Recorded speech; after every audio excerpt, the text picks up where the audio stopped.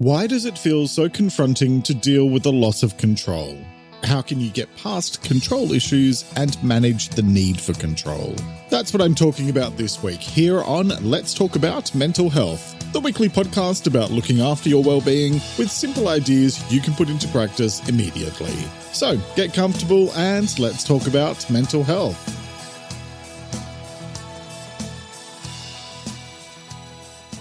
Hello and welcome to episode 158, and thanks so much for joining me as I talk about loss of control and mental health. I'm Jeremy Godwin and I share simple ideas for better mental health. I spent most of the 2010s dealing with severe anxiety and depression after a breakdown in late 2011, which led me to want to learn more about my mental health. So I went back to school and studied psychology and sociology, and now I share simple mental health tips for how to improve your well-being, from someone who actually understands what it's like to go through mental health challenges. Each week, I look at how to improve one specific aspect of your mental health and well-being. In this episode, I'll be talking about what loss of control is and what it isn't, why approaching it thoughtfully matters, and how to manage a loss of control in a considered way. A quick reminder before we start that my new book, Life Advice That Doesn't Suck, is out now, where I share 365 simple ways to live a more satisfying life. It's the perfect gift for yourself or for a loved one, and you can buy it in print from Amazon or buy the ebook on Amazon and Apple Books. And you'll find it linked in the episode description, or you can visit my website at letstalkaboutmentalhealth.com.au. So with that covered, let's talk about loss of control. A few weeks ago, I found myself spending an enormous time waiting in the second most dreaded place on earth, a doctor's surgery. The first most dreaded being, of course, the Motor Vehicle Bureau, where any notion of customer service feels like a faraway fairyland. As I stared at my phone and tried to keep myself occupied while minutes dragged on into over an hour of waiting, because apparently the idea of an appointment is just a loose suggestion of time, and of course we all have nothing better to do than spend nearly an hour and a half waiting, I realized that my blood was beginning to boil, figuratively speaking. It didn't actually boil, because nothing frustrates me more than a lack of efficiency. Actually, plenty of stuff annoys me more, but clearly I'm saying that for dramatic effect here, so just stick with me. Anyway, what was interesting was that by the time I finally got in to see the doctor, it turned out that my blood pressure was so high that he had to settle me down and then do it again. Proof positive that stress, anxiety, and frustration all have a direct impact on our physical health as well as our mental health. While a lot of my stress and anxiety was due to the fact that I was there to talk about my stress and anxiety, which made me feel very stressed and anxious, a part of it was also related to feeling a total lack of control in that situation. I felt like I was at the mercy of the medical center, which I basically was. And while it wasn't really that big of a deal in hindsight, my general feelings of not being in control of my stress and anxiety levels certainly didn't make things any easier.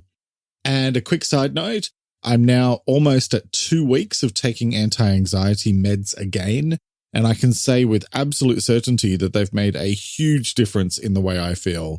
I'm neither pro-medication nor anti-medication because we all have to make choices that are right for us, but I'm just sharing a bit about my journey and my choices because, well, that's what I do here on this show.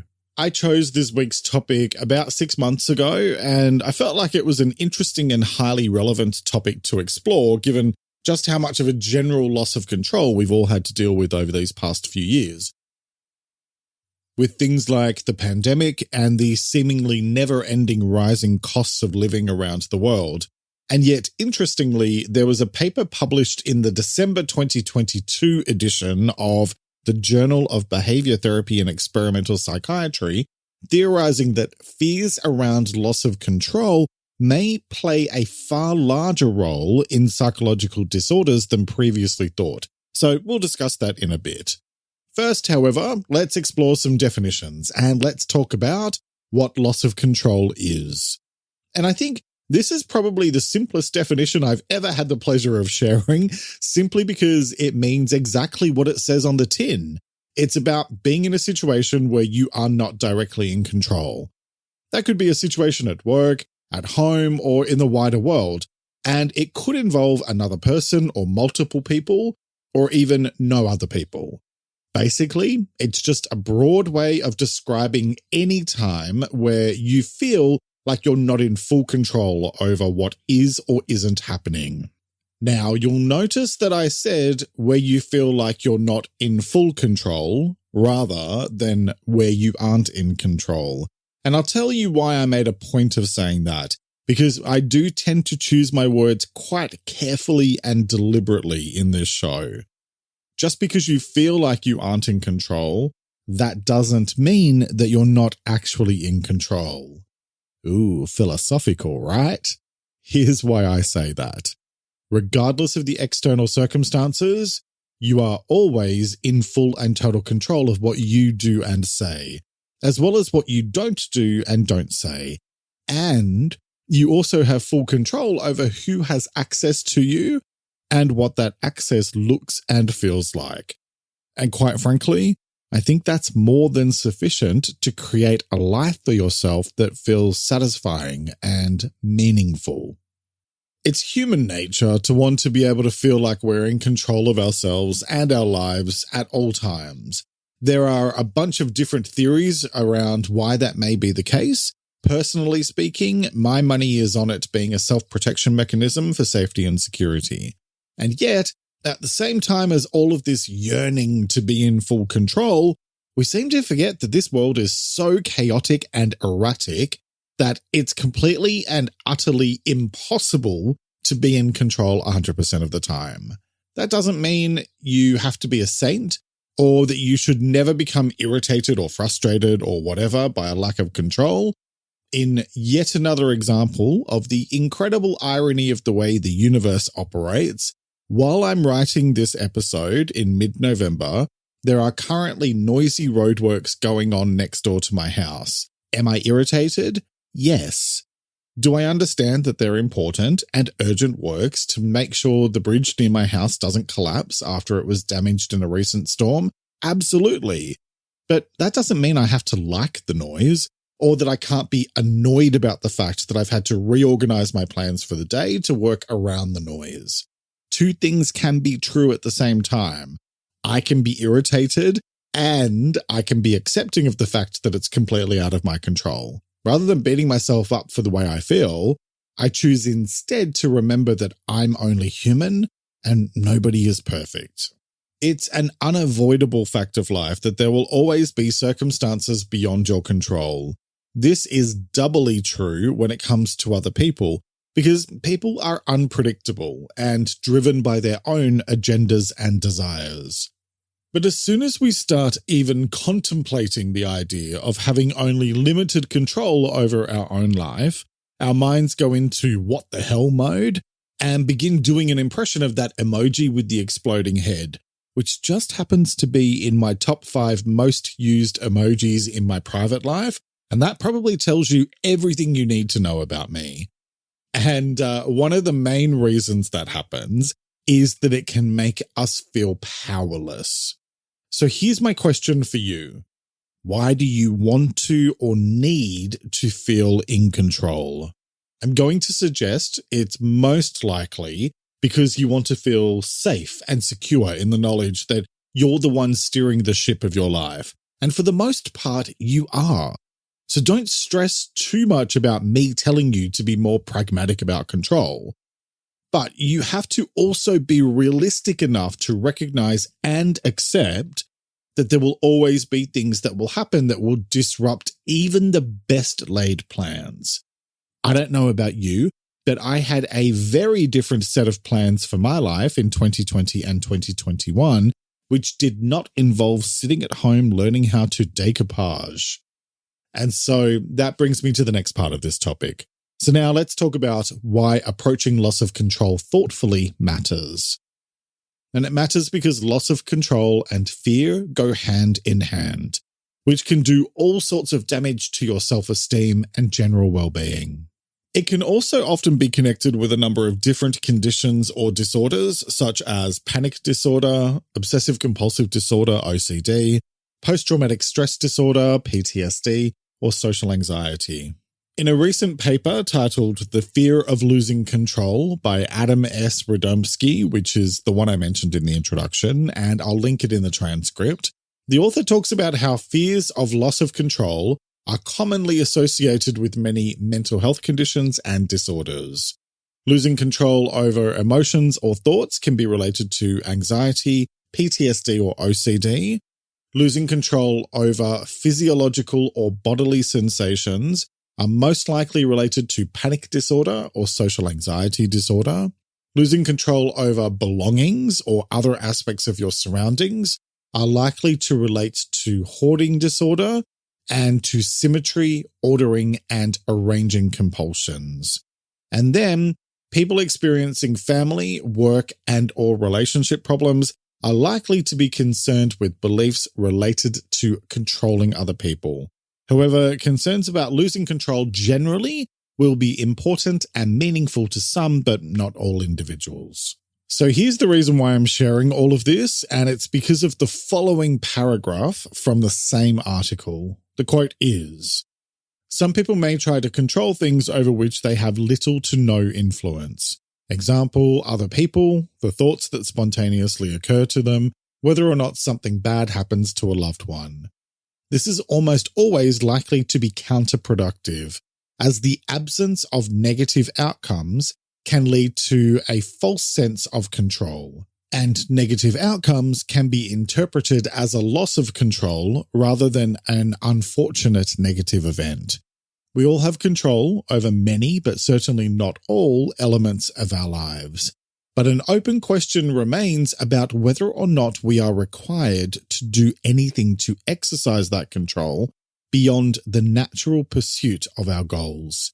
Engaging in unnecessary control-related behavior is likely to be problematic." And again, that article is linked in the transcript. There's an interesting question posed in this article. Well, it's interesting if you're a bit of a psychology and sociology nerd like I am, which asks whether it's truly possible for us to ever actually lose control.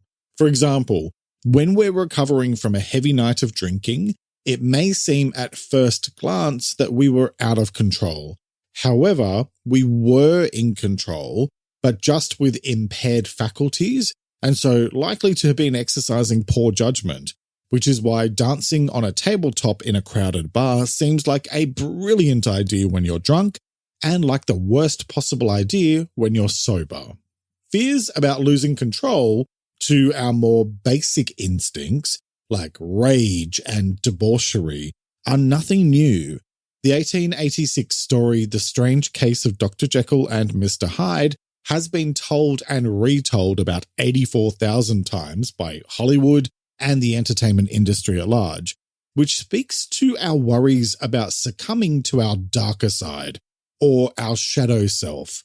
And so that's why being able to understand what the idea of loss of control is actually bringing up matters, because that's what allows you to be more thoughtful and considered so that you can respond mindfully rather than just reacting to the fear in an instinctive way.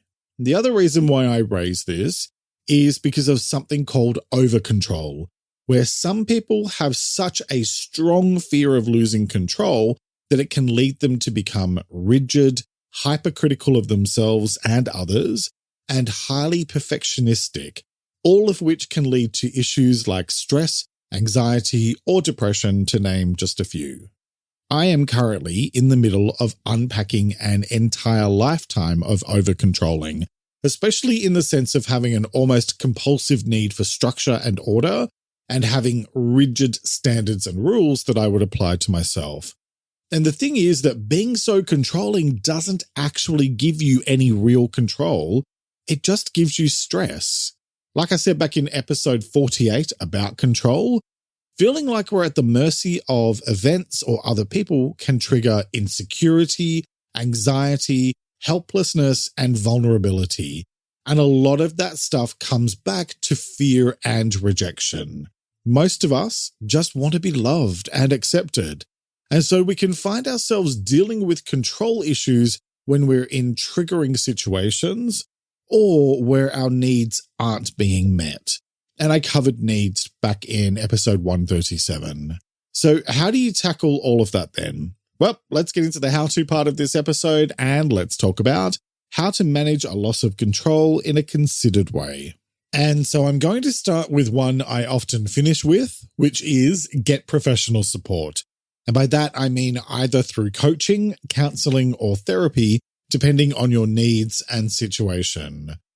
Why I'm saying this first is that it can take a lot of work to dig into why control issues exist, and it's going to be far more effective if you do that with someone who is both impartial and objective. The people who are closest to you cannot be detached and impartial because they care about you, whereas a professional cares about helping you find the best way forward, even if that involves tough conversations and difficult work. Okay, so now let's look at things you can do yourself, starting with choosing to put things into context, because things are rarely ever as bad as what we think they're going to be. Our initial reactions towards challenging situations or relationship issues tend to be overinflated towards the negative, due in large part to the negativity bias, where we might instinctively give more attention to the negative rather than the positive, which I discussed last week in episode 157 about catastrophizing. When you consider the situation in the context of the rest of your life, most of the time you'll realize that it's not as massive as what it might feel like. And let's be honest, a fair bit of our reaction to things where we feel like we have no control stems from our emotions about the situation, such as frustration or irritation or whatever. One way to help you put things into context is with my next point, focus on the present.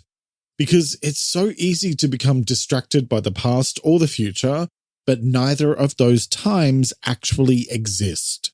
The past has passed, so not only can you not change it, but you also need to remember that the past is rarely ever as rosy as we remember it, because we tend to filter out a lot of the negative after the fact. It's weird what our minds can do, isn't it? As for the future, it is entirely unknown and unknowable. And so the issue is that we sometimes have this idea of an idealized future where everything will be perfect once we achieve X, Y, and Z. Only it never quite pans out like that, does it?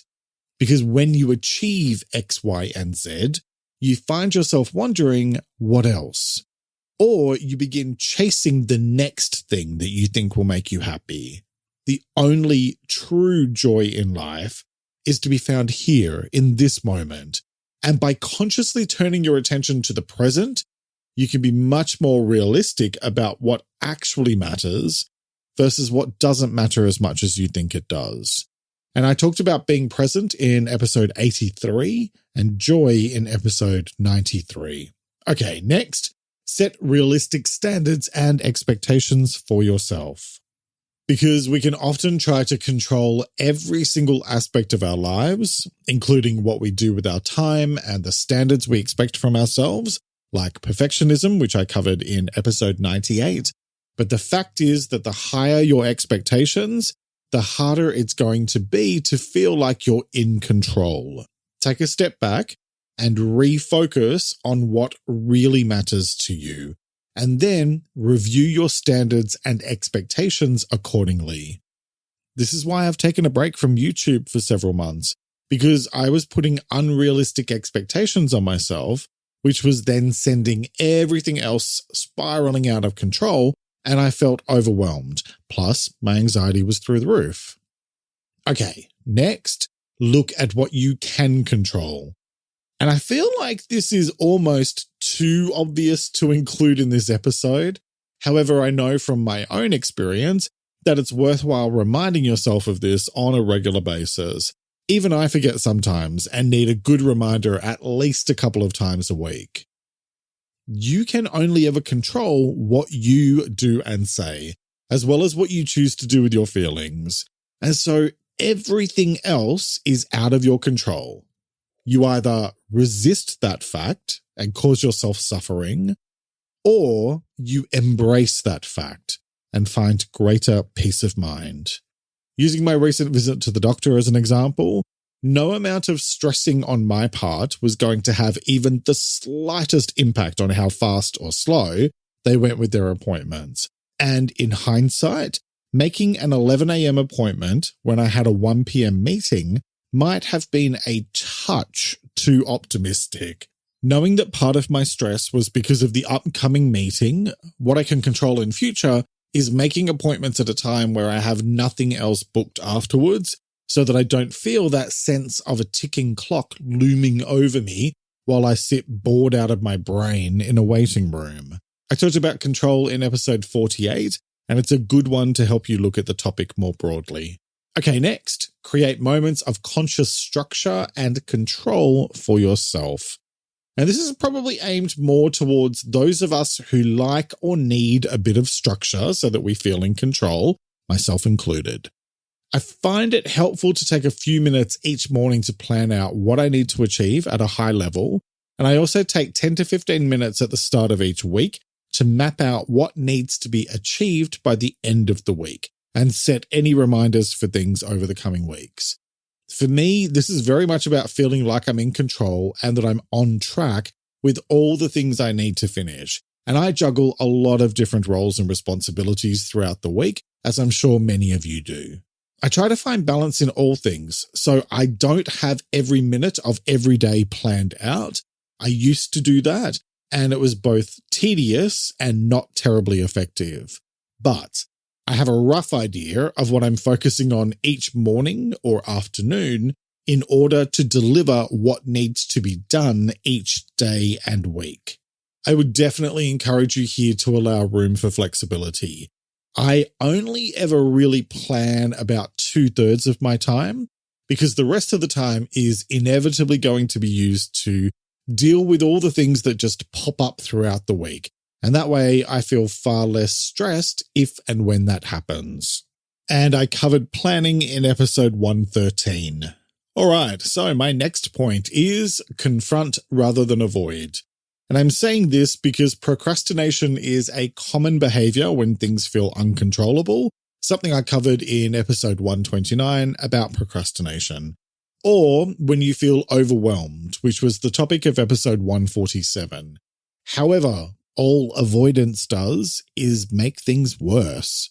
When you put off dealing with problems and issues, they tend to become bigger in your mind. Instead, just rip that Band-Aid off and get it over and done with.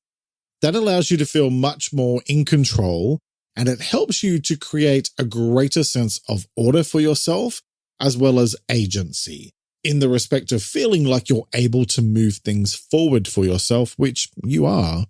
Okay, next, find balance. Because it isn't an all or nothing choice between control everything versus give up entirely. Neither choice is realistic, and they'll both very likely lead to a range of issues. And so peace of mind is to be found in the middle, as it is with most things. I talked about the importance of finding balance and how to do it in episode 49, so check that out for more. Okay, next, recognize that you don't have to control everything, because you don't. Sometimes you can just let things happen. I know that's a bitter pill to swallow, especially if you're even remotely a bit of a control freak or a total one like me. But you don't need to be in control of everything, and you don't need to get involved in everything. It's okay to let go, and I discussed how to do that in episode 32 about letting go. Okay, next, avoid comparisons. And you might be wondering why I'm saying this in an episode about loss of control, but hear me out.